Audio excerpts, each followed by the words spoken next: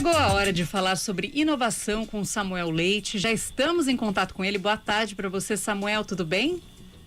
Tudo bom, Stephanie? Como vai? Boa tarde, Leandro. É um prazer falar contigo e com os nossos ouvintes. Boa tarde, Samuel. Hoje, falando sobre saúde, health techs e novos procedimentos e ambientes tecnológicos.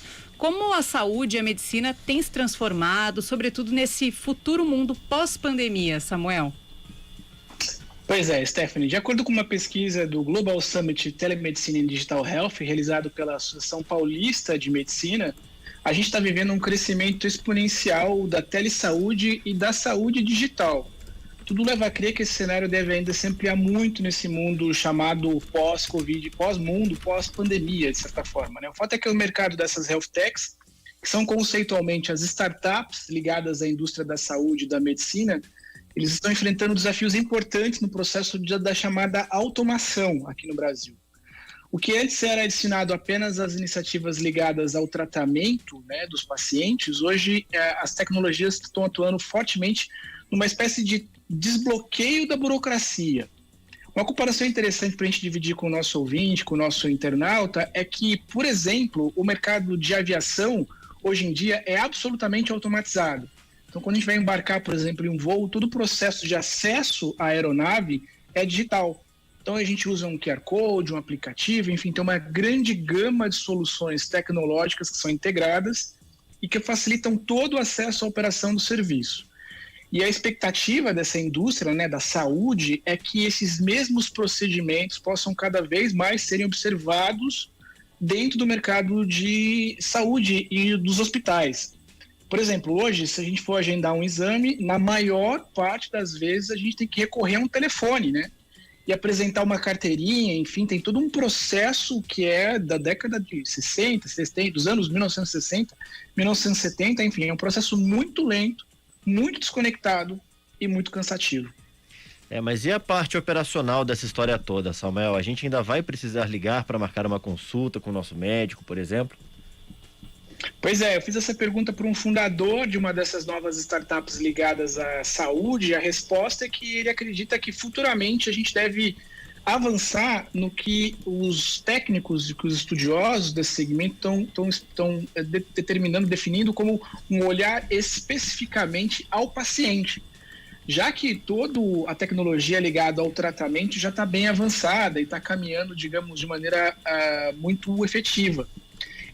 Esse novo avanço vai se dar justamente porque a gente está vivendo agora, durante a pandemia, um momento de trazer a cultura digital para dentro de casa, né?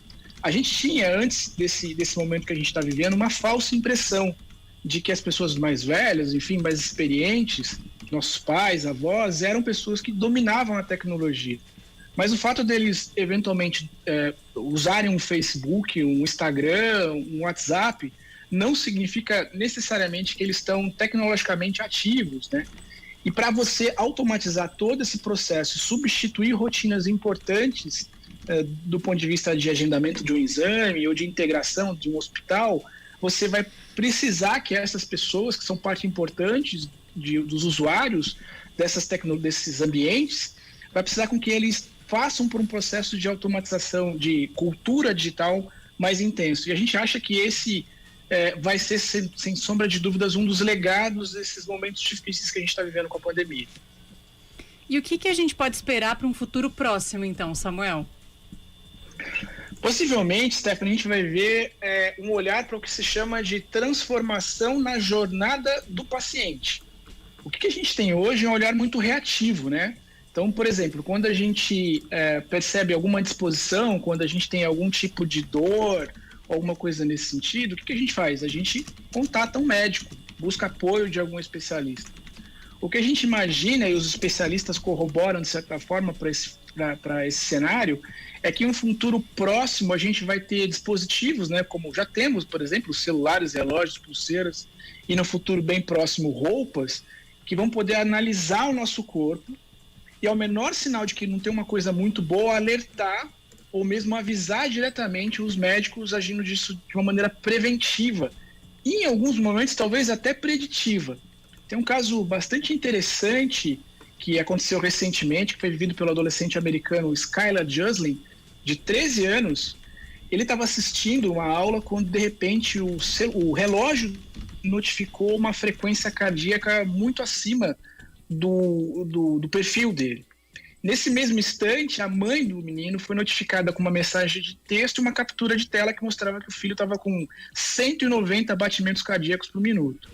Automaticamente ele ligou, a mãe, na verdade, ligou para ele e ele falou: olha, mãe, tem alguma coisa errada, porque eu não estou fazendo nada, estou parado assistindo aula. Então a mãe foi imediatamente para a escola, levou o menino para um hospital e ele foi diagnosticado então com uma condição chamada taquicardia supraventricular, que causa esse batimento acelerado e enfraquece o coração. O Skyler passou por um procedimento cirúrgico, conseguiu ter sucesso nesse procedimento. Então, de maneira preditiva, a tecnologia acabou ajudando num problema que poderia ser muito mais sério e grave. Então, o entendimento é que no futuro a tecnologia vai nos ajudar de alguma forma nesse processo de cuidar de nós mesmos. Sem dúvida, interessante demais, inclusive esse exemplo que você trouxe, Samuel, porque a gente faz uma pergunta agora, inclusive vou manter a pergunta, porque eu acho que vale pra gente ver o tamanho disso tudo, né? Esse universo em expansão mesmo, porque a gente abriu aqui o estúdio CBN, inclusive, dando o exemplo da telemedicina, ela que passou a ser adotada massivamente nessa pandemia por necessidade mesmo, né?